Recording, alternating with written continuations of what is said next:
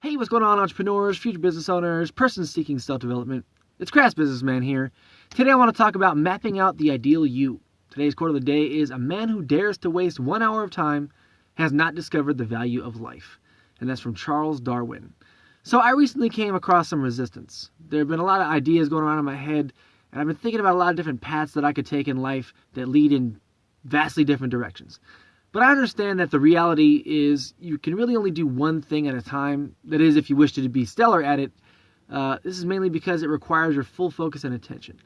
But making this decision for me has been incredibly difficult. Weighing the pros and cons seems to come out as almost a stalemate, and that's even between 5 or 6 different choices. So I did an exercise that was really helpful in figuring out what to do, and I'd like to share that with you today. The exercise is to map out the ideal you. Asking yourself questions such as, how would the ideal you act? How would other people perceive the ideal you? What does the ideal you look like, sound like? And how is your ideal day spent? Now the chances are you put up an imaginary obstacle. Think about what is really standing in the way of you becoming the ideal you.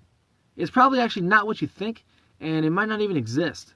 But step 1 is to figure out exactly what that is. Think of it like trying to hit a target on a shooting range. If you have no idea what the target is, then you'll never hit it. Additionally, if you have no idea where your last shots were, you don't know where to adjust. So you take that into account as well, and you plot out as many points as possible to give you a vivid picture of what the ideal you would be.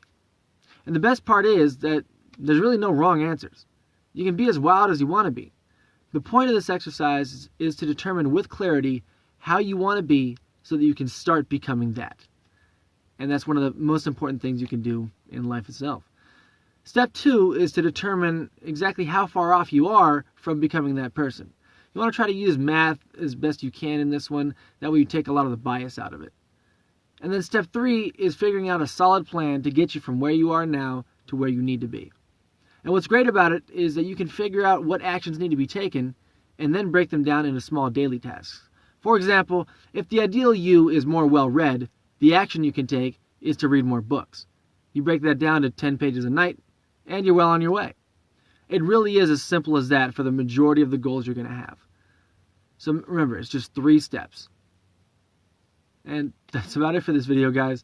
Once again, I'm Crass Businessman. Please like, comment, and subscribe. And until next time, stay productive.